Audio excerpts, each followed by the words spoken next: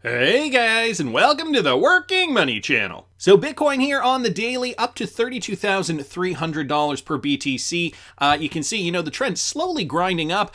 Yesterday when I was reporting on this, Bitcoin was down in around here about 24 hours ago. And now we are seeing, through a bunch of green and red candlesticks, the trend kind of, slowly getting up, but we are seeing it making new highs. So higher highs, higher lows. This is what is important. Again, this is Bitcoin on the hourly. And again, yesterday when I was talking about this, we were down in and around here. So it gives you guys a sense of how the crypto market is moving. Let me bring up XRP real quick here and you guys can see some more of the same. So yesterday when I was reporting on this, XRP was trading down and around here, roughly, and we did see a huge spike up for XRP, hit that 60-cent level, rebounded back down, made a new high up here to about 60, almost 61 cents, and now we're trading down and around here at around 59 cents, but ultimately, the trend moving upwards, slowly grinding to the upside. I think we are in for more of this over the next little while. Summers usually aren't that active for markets traditionally. I don't know what's going to happen for the crypto space. It does look like we are going in the right direction, so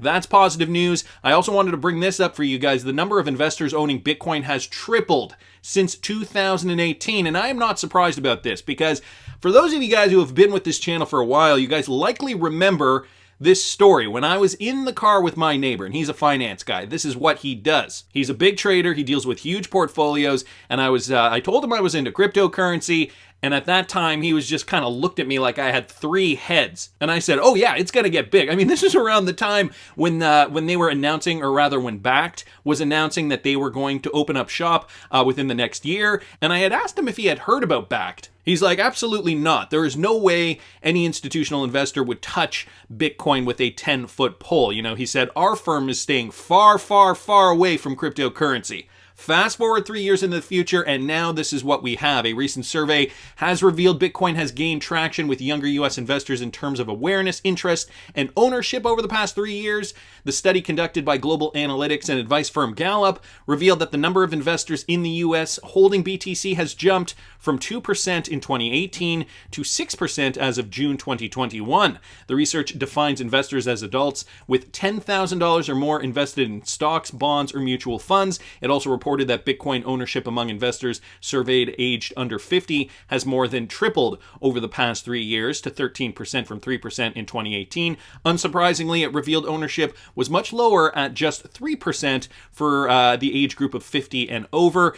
So there's more information down here about that. All in all, though, Bitcoin becoming more popular, and with this, we are seeing more cryptocurrency funds and products being offered. And so to speak to that point, this tweet here was brought to us by Michael at Val5Links on Twitter. This with regards to JP Morgan, and they begin offering 5 cryptocurrency funds to clients. So global investment bank JP Morgan has reportedly green-lighted its advisors to provide clients with access to 5 cryptocurrency funds. The funds are available to all JP Morgan's wealth management clients seeking investment advice. The move makes JP Morgan the first large bank to expand crypto trading access beyond just ultra wealthy clients. So some of the highlighted cryptocurrencies here in a memo distributed earlier this week, JP Morgan told its advisors that effective July 19th, they can take orders to buy and sell 5 cryptocurrency products. So 4 of them are from Grayscale Investments, and they include the Bitcoin Trust, Bitcoin Cash Trust, Ethereum Trust, and Ethereum Classic Trust. The 5th approved fund is Osprey Funds Bitcoin Trust. So keeping it conservative, I suppose, when it comes to the crypto world. Clearly not getting into, that entire altcoin space that's just so vast, over 10,000 cryptocurrencies. That said, though, many of those cryptocurrencies are likely going to disappear. One day we're not going to see so many cryptocurrencies in the space, or rather they will just slowly dry up because they just won't have the utility to survive. There's going to be a handful of cryptocurrencies that solve problems that are really going to be valuable, that are going to really take up the lion's share of the market cap. So something to keep in mind. A person directly familiar with the move said that the new offering applies to all JP Morgan clients seeking investment advice, including the bank's self-directed clients using its commission-free Chase trading app, mass affluent clients whose assets are managed by financial advisors under JP Morgan advisors, and ultra-rich clients clients serviced by the firm's private bank. So interesting to note that. About JP Morgan, you know, just 3 years ago too, Jamie Dimon was saying how Bitcoin was a fraud and, you know, how he wouldn't touch it with a 10-foot pole, a Ponzi scheme, whatever he called it, basically had no confidence in Bitcoin. Fast forward 3 years, this is what we get from one of the most influential banks in the United States. So I thought that was interesting. I also saw this, guys, from L Crypto King on Twitter. We know the SEC is in court with Ripple, and so this article from Forbes magazine was just written yesterday towards a Ripple test at the SEC. And, you know, we've heard about this idea of a Ripple test. I wanted to kind of get into one person's thought of how this could go. So we know the story. I don't have to go over the story. We know about the Howey test. I don't want to bore you with those details because those are things that we're already familiar with. But here's this from John Burlow of the Competitive Enterprise Institute. He suggests 2 minimum requirements to determine whether a digital asset is a security: an explicit promise, so A, an explicit promise of ownership or share of a firm's revenue or profits, and B, an explicit promise of return on investment. Burlow suggested that these 2 disclosures are necessary to distinguish cryptocurrency investment from the larger world of investment in which the SEC has no jurisdiction, even though vendors hawk the investment value of art, comic books, action figures, cars, and other collectibles. Notably, this determination should be defined in statute by Congress, lest the SEC will continue to freelance on ever-expanding regulatory turf, as seen presently in the fractionalized non-fungible tokens, NFTs, used for the distribution of digital art. We go down here. Burlow also states that the federal fraud statutes already encompass cryptocurrencies and that these laws could be further clarified to assign jurisdiction to cryptocurrency to a specific agency. However, if the assets don't convey ownership or promise return on investment, then they should not be subject to regulation.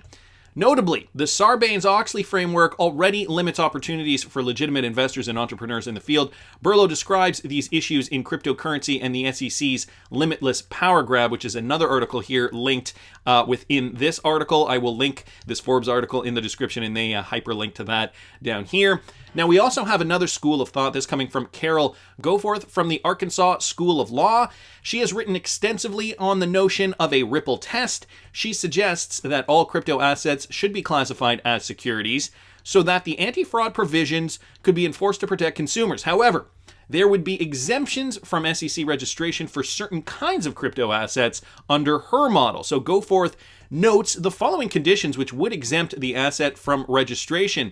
So 8 points here. Number 1, the issuer must notify the SEC of a planned sale or distribution with a description of the terms of the issuance and nature of the asset, including the rights that purchasers are acquiring as a result of ownership of the asset.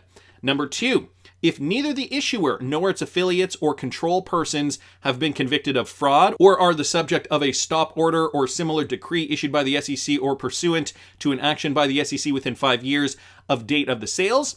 Number 3, information about the general terms or functionality of the blockchain on which the crypto assets are issued is publicly available at the time of issuance, including how many assets are authorized, how many of these assets are controlled by the issuer or its affiliates or control persons, and the general conditions that must be met before assets are issued or the issuer can sell the assets. Number 4, the assets are functional at the time of sale, and the proceeds of the sale are not needed or intended to support development of the token's functionality, provided the general assets of the issuer may be used to support additional or improved functions, even if part of those assets are derived from the sale of the crypto assets. Number 5, the issuer specifically avoids selling the token by promoting the possibility of appreciation or profitability or otherwise as a speculative investment. Number 6, the asset does not give the purchaser a right to any share or interest in the management, profits, or assets of the issuer.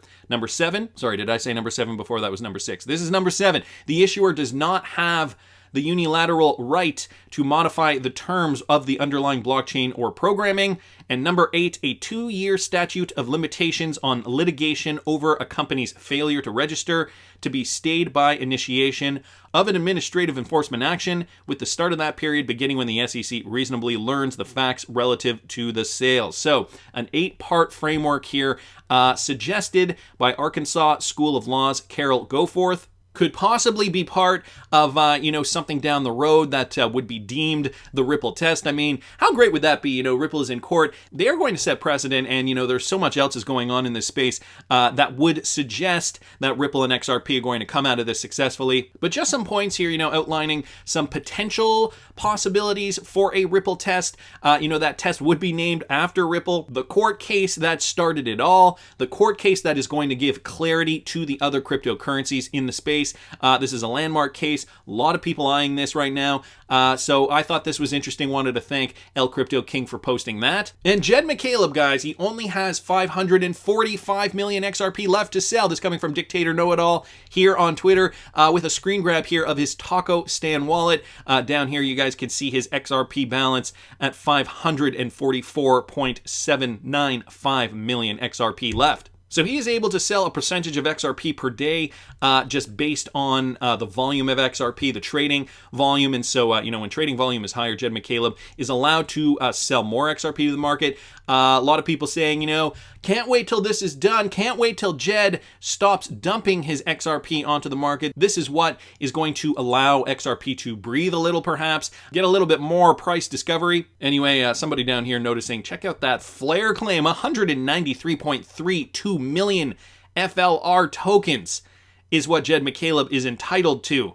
For whatever reason, I didn't think he was eligible for the Spark token giveaway or FLR Spark token giveaway. I thought I read something with regards to that. If somebody does have that document that I'm thinking of, maybe it's just my imagination, please do put it in the comment section. So anyway, thought that was interesting. Meanwhile, guys, in the rest of the world, more countries jumping on the CBDC bandwagon. BondCrypt XRP posting this.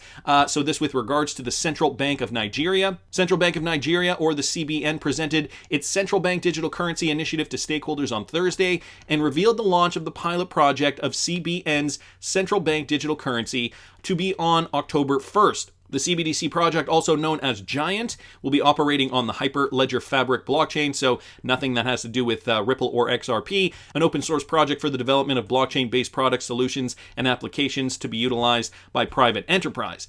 The Information Technology Director of the Central Bank of Nigeria, Rakia Mohammed, revealed CBN's continued efforts since 2017 to establish and enable the use of their own CBDC. So just more news here with regards to more countries jumping on the CBDC bandwagon. We are starting to see this more and more. Another one here, guys, real quick from India. The Cryptic Poet posted this. India considering phased rollout of a central bank digital currency as well. So India's central bank is considering launching a digital currency, according to a top executive, giving a clear indication of its intentions for the first time after previously stating that it was studying the idea. T. Ravi Shankar, the Deputy Governor of the Reserve Bank of India, said at a conference today that the central bank is considering introducing the nation's digital currency in a phased manner while legal changes are made to the South Asian nation's foreign exchange rules and IT laws. The digital currency, which will be backed by sovereign, don't know what that means, will lower the economy's reliance on cash, enable cheaper and smoother international settlements, and protect people from the volatility of privacy cryptocurrencies, he said. Interesting on will lower the economy's reliance on cash. Now, I don't know if you guys remember when I first started this channel, a news story did come out that India was going to cancel, or rather retire the 100 or 1,000 rupee banknote, basically taking them out of circulation altogether. That's like the US government saying, okay, we are no longer going to issue $100 bills. Okay, so starting to phase back on the cash to promote digital currencies, and this was happening a couple of years ago now, at least 2018 or 2019 is when this happened. So, in a lot of cases, these banks, central banks around the world have been planning this for a while. We have known that the economy is going digital. We have known that central bank digital currencies were going to be at the forefront of a new financial framework. Other countries in Asia, too, like China, is already rolling out a CBDC test trial. We know at the Beijing Olympics, they are going to be using their CBDC, allowing Olympic athletes to be using their new digital yuan. And, just yesterday I reported on this. I'll link that video up here if you guys didn't catch that. The US government even said, look, we do not want, or we urge rather, the Olympic Committee to tell our athletes not to use China's digital yuan just because of for fears of surveillance tactics. These digital currencies are created in such a way so that the people using them are being tracked. Who is using them? Who is purchasing what with them? When they're doing that? Where they're doing that? So on and so forth. So this is a whole new system that the world is getting on. India doing this. We've heard about it from Nigeria, and not only these two countries, many other countries around the world with central bank digital currency projects in the works. The Western world as well. But central to all this, guys, these CBDCs have to move somehow and have to move freely. The people using these CBDCs, if we are talking about cross-border payments, they will need to be able to source that liquidity. And so one of the options to be doing this at this level is, of course, RippleNet. Their permeation into the world of finance has been stellar over the last several years. We have continued to see partnerships build, partnerships upon partnerships, whether it is with small remittance companies or huge central banks. We can see Ripple is on top of it. And so I thought I'd bring you guys this clip from Jeff at ISO XRP here on Twitter. This is a clip of Mark Carney, guys, from last month, doing a bit here at a BIS meeting. Listen to what he has to say with regards to cryptocurrency in this clip. And so overall, he's talking about CBDCs. It is a 2-minute clip. I'm just going to play you guys just less than a minute. Listen to this. Stablecoins have the potential to fragment the liquidity of the monetary system and to detract from the role of money as a coordination device. With respect to crypto, only the niche will survive. With limited use cases, crypto assets will, by definition, not be that valuable unless they're the winners of the coordination game of searching for extrinsic value in digital gold. So only the niche will survive. You know what? That's just a great way to say if the cryptocurrency solves a problem, it is going to be one of the coins that survives this massive cryptocurrency slaughter. As you guys can see here, wow, over 10,000 cryptocurrencies. Now it's over 11,000 cryptocurrencies in the space, and 99% of them likely going to disappear, poof, like that. I don't know if you guys also heard when Mark Carney was talking about searching for extrinsic value in digital gold. With limited use cases, crypto assets will by definition not be that valuable unless they are the winners of the coordination game by searching for extrinsic value in digital gold. So, in other words, the cryptocurrencies that will be valuable are the ones besides Bitcoin, because Bitcoin I think is already classified as that store of value, but are going to be the ones that are going to be moving value, exchanging value from one point to another, and XRP set up to do just that. And I don't know if I have to mention this, I know some of you guys know this already. Mark Carney is a partner of the World Economic Forum. He was once the governor for the Bank of Canada and for the Bank of England, respectively, discussing the fact that cryptocurrencies will not be that valuable unless they are the winners of the coordination game. And again, got to bring up this paper here from the WEF. What cryptocurrencies are going to be useful in this new financial framework? Well, they have a list right down here of some of the top cryptocurrencies that they see as going to be game changers in the space, namely Algorand, Cardano, CELO, XRP, Solana, and XLM. Of course, we know that Ripple is also a partner of the World Economic Forum. And so XRP poised exactly to be part of this coordination game and searching for extrinsic value. Therefore, by Mark Carney's definition, it will be one of the ones that will be valuable. That's just my opinion, but I want to hear what you guys think. Please subscribe to the channel if you haven't already. Like the video if you like the content I'm providing. I always love hearing your comments. See you in the next one, guys.